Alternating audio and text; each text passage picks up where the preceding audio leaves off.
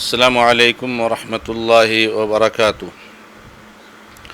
الحمد للہ رب العالمین واشہد ان لا الہ الا اللہ وحدہ لا شریک لہ واشہد ان محمدا عبدہ ورسولہ صلی اللہ تعالی علیہ وآلہ وسلم۔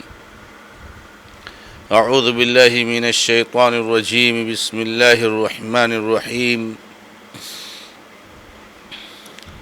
الذین یؤمنون بالغیب ویقیمون الصلاة مما رزقناہم ينفقون۔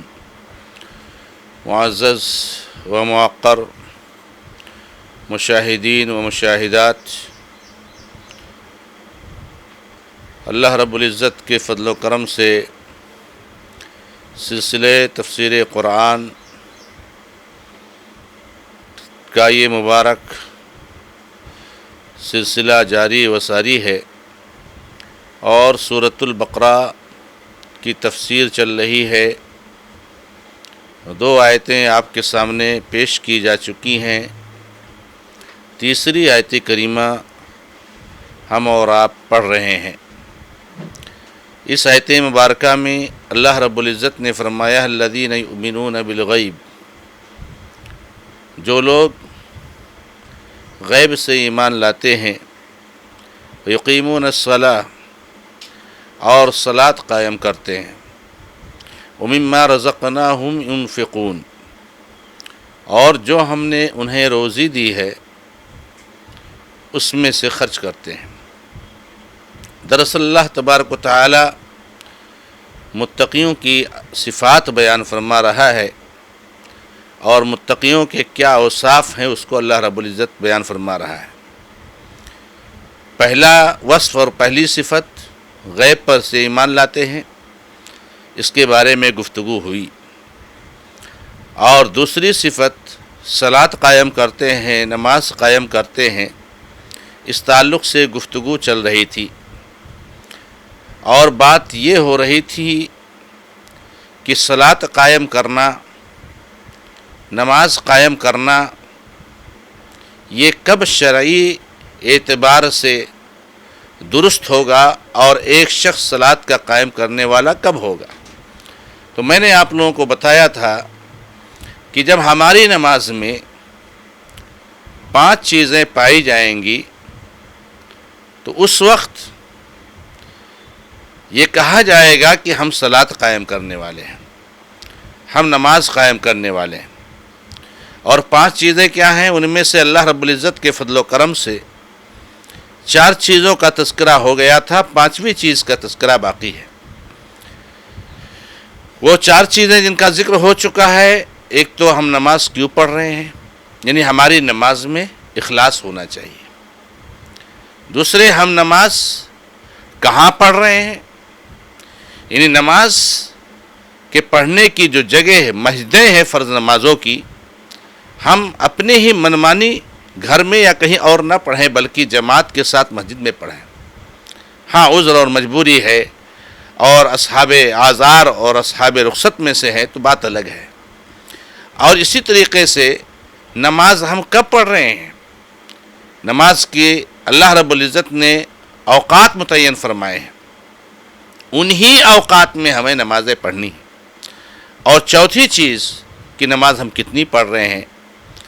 ہمارے کچھ احباب مغرب کی نماز پڑھتے ہیں صرف، ہمارے کچھ احباب مغرب اور عشاء پڑھتے ہیں، تو کوئی ظہر پڑھتا ہے، اور ہمارے بہت سارے احباب بلکہ اکثریت مسلمانوں کی وہ ہے یہ ہے جو 4 وقت کی نماز پڑھتے ہیں، فجر نہیں پڑھتے ہیں۔ تو نمازیں کتنی فرض ہیں ہمارے اوپر؟ تو ان 4 چیزوں کا تذکرہ آپ کے سامنے ہوا تھا اللہ رب العزت کے فضل و کرم سے۔ 5ویں چیز، نماز کیسے پڑھ رہے ہیں، کیوں پڑھ رہے ہیں، کب پڑھ رہے ہیں، کہاں پڑھ رہے ہیں، کتنی پڑھ رہے ہیں، اور نماز کیسے پڑھ رہے ہیں۔ میرے بھائیوں، یہ 5 چیزیں جو میں آپ کو نماز کے تعلق سے بتا رہا ہوں، اگر یہ 5 چیزیں ہماری نماز میں پائی جا رہی ہیں آپ اپنی نماز کے تعلق سے ان پانچوں ناحیے سے چیک کرتے ہو اور آپ الحمدللہ نماز کو ان پانچوں پر مکمل کیا نام ہے پا رہے ہو، تو اس کا مطلب کہ آپ کی نماز جنت میں لے جانے والی نماز ہے. آپ کی نماز آپ کو کامیابی کی طرف لے جانے والی نماز ہے. آپ کی نماز کل آپ کو جہنم سے بچانے والی نماز ہے. لیکن اگر ان پانچوں میں سے کوئی ایک چیز نہ پائی جائے تو ہماری نماز وہ ہے جس کے بارے میں اللہ رب العزت نے فرمایا ہے فویل للمصلین، ویل ہے، جہنم ہے نماز پڑھنے والوں کے لیے. الذین هم عن صلاتهم ساہون، جو اپنی نماز میں سہو سے کام لیتے ہیں، غفلت سے کام لیتے ہیں. اور اللہ کے نبی علیہ السلام کی حدیثیں، کتنے ایسے لوگ ہیں ان کو ان کی نماز کا کچھ بھی نہیں ملتا ہے، اور کتنے ایسے لوگ ہیں ان کی نمازیں باطل ہیں، اس کا کوئی ثواب نہیں ملتا ہے. میرے بھائیوں، تو جو ہمارے احباب نماز پڑھتے ہیں ان کی ذمہ داری بنتی ہے، اور ہمیشہ میں یہ لفظ کہتا ہوں کہ میرے بھائیوں، جتنی اہمیت کا حامل نماز پڑھنا ہے اور جتنی زیادہ توجہ ہمیں نماز پڑھنے کی طرف دینی چاہیے، اس سے زیادہ توجہ ہمیں نماز کس طرح سے پڑھتے ہیں اس کی طرف دینی چاہیے. کیوں؟ اگر آپ نماز نہیں پڑھتے ہو تو میرے بھائی نماز نہیں پڑھ رہے ہو، آپ نماز کے فوائد سے محروم ہو. نماز نہ پڑھنے کا جو وبال ہے اس کے آپ مستحق ہوں گے.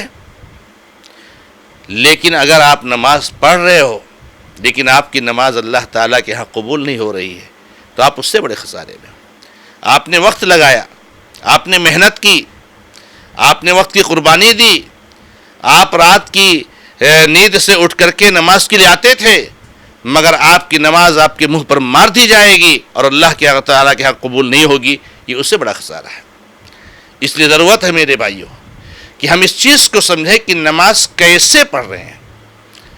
اب نماز کیسے پڑھ رہے ہیں تو آج ہمارے معاشرے اور سماج کو اگر ہم دیکھیں تو میرے بھائیوں، کیسے کے بارے میں کئی جواب ہمارے سامنے آ رہے ہیں. کہیں مصلی شافعی چلتا ہے، کہیں مصلی حنفی چلتا ہے، کہیں مصلی مالکی چلتا ہے، تو کہیں مصلی حنبلی چلتا ہے.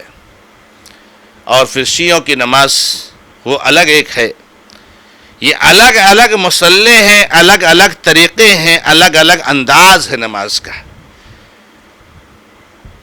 اور حالت یہ ہو گئی اس امت کی کہ اس امت نے خانہ کعبہ میں بھی الگ الگ نماز کے طریقے بنا دیے، اور خانہ کعبہ کو 4 حصوں میں تقسیم کر دیا.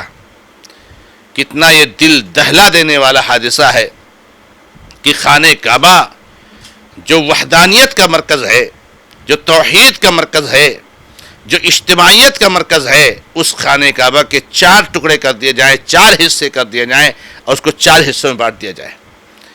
کہیں نماز ہو رہی ہے تو کہیں اذان ہو رہی ہے، کہیں مؤذن اقامت کہہ رہا ہے تو کہیں امام سلام پھیر رہا ہے، کہیں لوگ نماز پڑھ کر کے جا رہے ہیں تو کہیں لوگ نماز پڑھنے کے لیے آ رہے ہیں.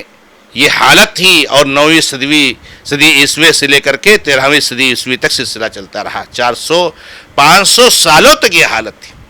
اللہ قبر کو نور سے بھر دے ملک عبدالعزیز رحمہ اللہ کی، کہ جب انہوں نے اس ملک پر فتح حاصل کی تو انہوں نے اس فتنے کو، افتراق و انتشار کے اس جائے کا نام ہے جھلک کو، اور اس جائے کا نام ہے منظر کو انہوں نے چینج کیا.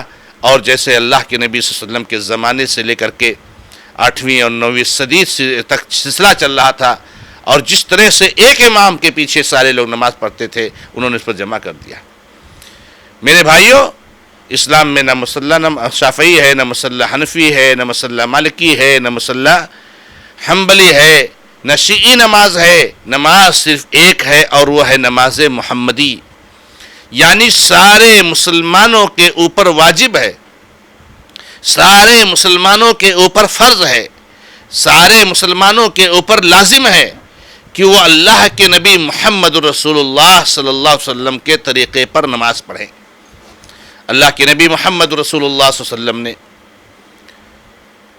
فرمایا ہے، ارشاد فرمایا ہے، صلو کما رأیتمونی اصلی، تم لوگ نماز ویسے پڑھو جیسے مجھے نماز پڑھتے ہوئے دیکھتے ہو. اور اللہ کے نبی صلی اللہ علیہ وسلم کی اس حدیث کو یاد کرو جو بخاری ہی کی ہے کہ اللہ کے نبی علیہ الصلوۃ والسلام نے ممبر پر نماز پڑھی. ممبر پر آپ نے قیام کیا، آپ نے رکوع کیا. جب سجدہ میں جانا ہوا تو نبی صلی اللہ علیہ وسلم ممبر کے نیچے اترے اور نیچے سجدہ کیا. اللہ کے نبی علیہ الصلوۃ والسلام سے صحابہ نے پوچھا، اللہ کے نبی علیہ الصلوۃ والسلام آپ نے ایسا کیوں کیا؟ اللہ کے نبی علیہ الصلوۃ والسلام نے فرمایا، آپ پر میرے ماں باپ قربان ہو، پوری دنیا قربان ہو. فرمایا انما فعلت هذا لتتعلموا صلاتي، اے صحابہ میں نے یہ کام اس لیے کیا، ممبر پر میں نے نماز اس لیے پڑھی کہ تاکہ تم لوگ میری نماز کا طریقہ سیکھ لو. صحابہ کرام اللہ کے نبی علیہ الصلوۃ والسلام کی نماز کو جان لیں، سیکھ لیں، اس کو اپنے بعد والوں کے تک پہنچائے، اس لیے اللہ کے نبی علیہ الصلوۃ والسلام نے ایسا کیا. میرے بھائیوں، اسلام میں صرف ایک ہی نماز ہے، محمدی نماز. اللہ کے نبی علیہ الصلوۃ والسلام نے قیام کیسے کیا؟ اللہ کے نبی علیہ الصلوۃ والسلام نے رکوع کیسے کیا؟ اللہ کے نبی علیہ الصلوۃ والسلام نے سجدہ کیسے کیا؟ اللہ کے نبی علیہ الصلوۃ والسلام نے سلام کیسے پھیری؟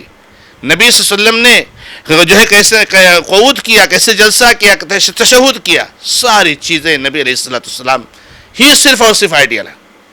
اور اگر کسی مسئلے میں اللہ کے نبی محمد رسول اللہ صلی اللہ علیہ وسلم سے دو عمل ثابت ہے، جیسے میں آپ کو مثال دے دوں کہ اللہ کے نبی علیہ الصلوۃ والسلام سے اگر کسی مسئلے میں دو عمل ثابت ہے تو میرے بھائیوں ہمارے لیے ساری امت کے لیے جائز ہے کہ ہم دونوں پر عمل کر سکتے ہیں. جیسے اللہ کے نبی علیہ الصلوۃ والسلام سے ثابت ہے کہ اللہ کے نبی علیہ الصلوۃ والسلام نے کبھی سلام پھیری تو اللہ السلام علیکم ورحمۃ اللہ، السلام علیکم ورحمۃ اللہ، یہی زیادہ رہا نبی صلی اللہ علیہ وسلم کا عمل، یہی معمول رہا. لیکن نبی علیہ الصلوۃ والسلام نے کبھی داہنے طرف برکاتہ کا اضافہ کر دیا، السلام علیکم ورحمۃ اللہ وبرکاتہ، اور بائیں طرف السلام علیکم ورحمۃ اللہ. تو یہ ساری امت کے لیے جائز ہے کہ ہم اس پر عمل کریں.